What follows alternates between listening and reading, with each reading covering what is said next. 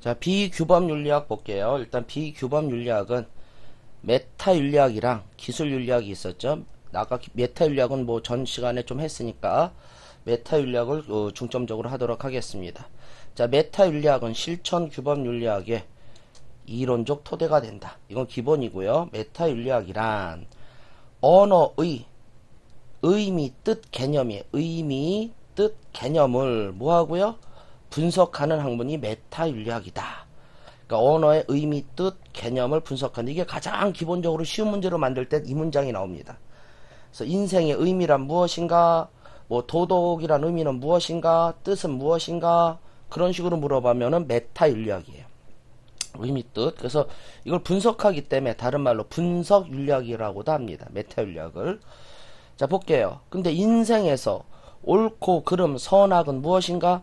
앞에 그 인생이란 단어 조금 악센트를 넣어주셔야 됩니다. 그래서 선악이 무엇인가? 이건 사실 조금 애매모호해요. 선악이 무엇인가는 이제 이론 규범 윤리학 쪽에 좀 가까울 수 있습니다. 근데 선악의 의미는 무엇인가? 그렇게 들어가면 메타윤리학이에요. 근데 여기서 인생에 있어서 옳고 그름, 인생에 있어서 선악은 무엇인가? 이렇게 물어보면 무조건 이론 규범 윤리학입니다. 자, 그럼 이렇게 볼게요. 옳다는 것과 그르다는 것의 의미는 무엇인가? 그래서 의미 동그라미 빵 치셔야겠죠? 이런 식으로 나오면 무슨 뜻이다? 이런 식으로 나오면 메타윤리학이에요. 저 볼게요. 선악의 기준. 자, 기준을 물어봤죠? 기준을 물어보면은 이것은 이론 규범 윤리학입니다. 자, 윤리학의 탐구 주제로서 요거 좀 별표시 땅 치셔야 됩니다. 이거 지난달, 그러니까 2015년 5월 종로에서 맛을 보여준 문제인데 굉장히 잘 만든 문제입니다. 굉장히 잘 만들었어요. 메타에서 제일 어려우면 여기서 끝입니다. 자, 도덕 판단이란 무엇인가? 도덕 판단이란 무엇인가? 이거는 도덕 판단의 의미를 물어본 것이에요. 도덕 판단의 의미를 물어봤기 때문에 이것은 무슨 윤리학이라고 넣어줘야 된다? 메타 윤리학이라고 넣어줘야 돼요. 도덕 판단이란 무엇인가? 이건 뭐로? 메타 윤리학이라고 넣어주셔야 됩니다. 자, 그럼 다시 물어볼게요. 그럼 도덕 판단이란 무엇인가? 메타 윤리학이. 한번 내 만들어 본 겁니다. 그러면 인생에 있어서 도덕 판단은 무엇인가? 이렇게 들어가 버리면 이건 인생까지 들어갔죠. 우리가 살면서 어떤 판단을 내릴 것인가? 앞문장에 인생에 있어 도덕 판단은 무엇인가? 이렇게 들어가면 이론 규범 윤리학입니다. 조금 어려운데 그냥 도덕 판단이란 무엇인가? 이건 메타 윤리학이에요. 근데 인생에 있어서 도덕 판단이란 무엇인가? 이렇게 들어가면은 이론 규범 윤리학입니다. 자, 꼭 알아주도록 하십니다. 자, 일단 메타 윤리학은 어떤 단어의 의미를 분석하는 겁니다. 이런 단어의 의미. 자, 그 다음에 검증 가능한 과학적 명제로서의 성격이다. 요 말은 단어를 가지고 쉽게 말하면 단어와 단어의 조합을 만든 거죠.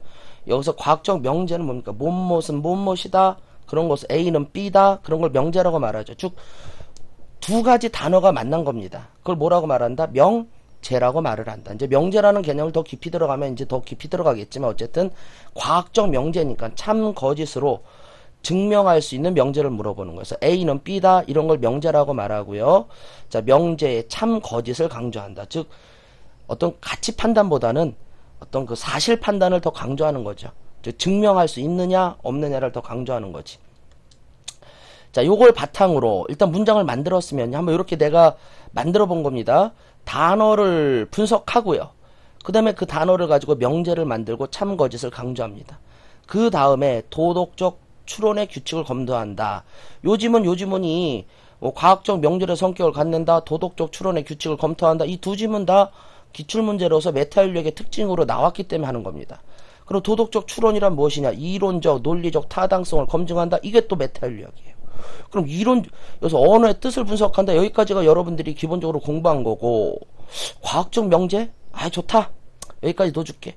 근데 이론, 논리적 타당성. 그래서 타당성은 논리적 검증을 강조하는 겁니다. 논리적 타당성이란 말이 들어가요. 논리적 타당성. 자, 이 타당성을 검증한다는데 뭐냐? 이겁니다. 원리 있죠?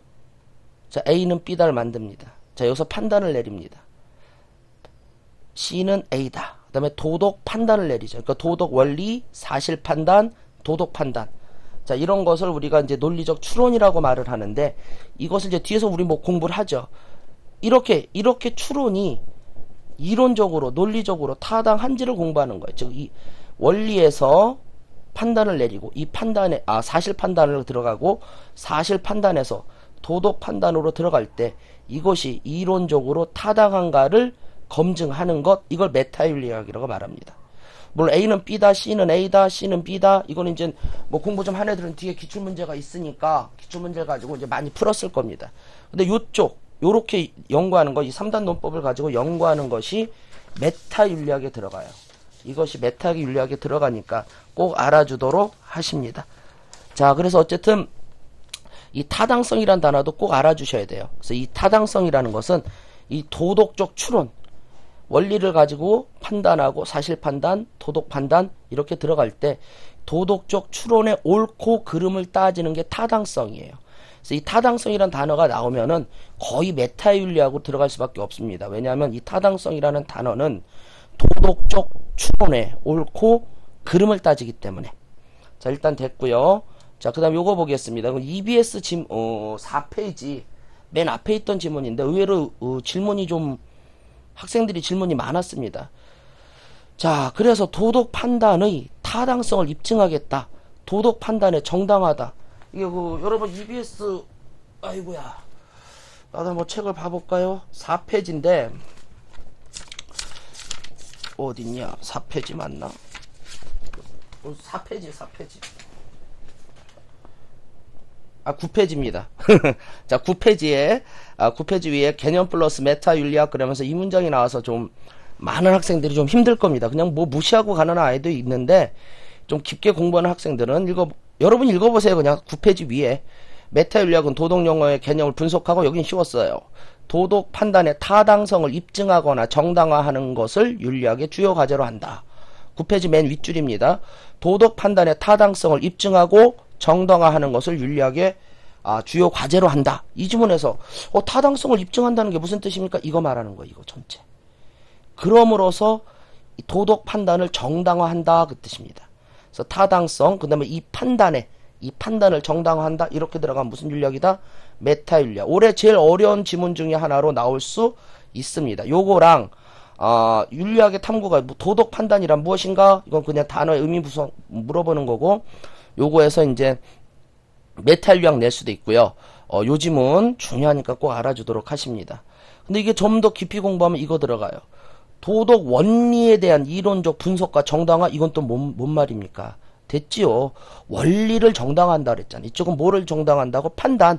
이런 식으로 내려간 판단, 논리적 추론을 정당화한다는 뜻이고, 이건 원리를 정당화한다 그랬지 않습니까? 그러니까 이건 무슨 윤리학으로 들어갑니까? 이론 규범 윤리학이에요. 당연히 여기서 이제 다루어 행위의 기준까지는 단어를 놓줬으니까 이건 이론 규범 윤리학. 요즘은 굉장히 헷갈릴 수 있는 지문이니까 어렵게 내면 여기서 끝입니다. 더 이상 어렵게 낼 수도 없고요. 요 두 개가 어렵게 올해 논점으로 잡히고 있다. 자, 됐습니다. 단어 공부했죠? 문장 만들었죠? 명제를 만들었죠? 명제를 가지고 논리적 추론을 했죠? 됐죠? 그러면 결국 이거 왜 했냐 이거죠. 답 나왔죠. 윤리학의 과학적 학문화가 그래서 메타윤리학이 되는 거예요. 우리 선지에서 여러분 모의고사 풀 때 막연히 외웁니다. 요즘은 과학적 명제 성격이다. 추론의 규칙을 검토한다. 막연히 외우는데 논리적 선상을 잡으면 되죠. 그럼 과학적 학문화가 되는 거죠. 그러니까 학문적 성립 가능성을 추구한다. 메타윤리학 같은 논리로 가주시면 되십니다. 자, 그렇게 가주시고 2014년 이 보기 지문에 하나하나 소중해서 한번 넣어봤습니다. 윤리학의 학문적 성립 가능성을 규명하는 것이 중요하다. 이 지문 학문적 성립 가능성 메타윤리학. 따라서 윤리학은 선한 삶이란 무엇인가? 자, 선이란 무엇인 게 아니라 선한 삶이 포인트입니다. 묻지 말고 선하다는 말의 참 거짓의 여부를 알 수 있는 과학적 명제, 이 지문이죠. 처럼 검증 가능한 성질인 것인지를 물어야 된다. 자, 이 전체 지문에서 메타윤리학 찾을 수 있고요. 지문 자체 하나하나가 다 소중한 어떤 단어 문장들입니다. 그래서 한번 넣어봤습니다. 자, 근데 여기에 대한 이제 비판이 있지요. 자, 인간의 삶을 안내하거나 도덕 문제를 해결하는 데 관심이 좀 없고요. 현실의 도덕 문제 해결하는데 주된 관심을 두지 않고 추상적이며 개념적인 탐구에 그칠 뿐이라는 비판을 받는다. 자, 다시 한번 정리해 보면은 메타윤리학 이렇게 쭉 적으니까 되게 어려운데 세 개로 딱 잡으면 돼요. 단어의 뜻을 분석한다. 의미를 분석한다. 단어의 뜻. 그래서 요런 도덕 판단이란 무엇인가 이런 게 조금 어려웠다. 자, 그 단어가 있으면 명제를 만든다. 명제 참고짓.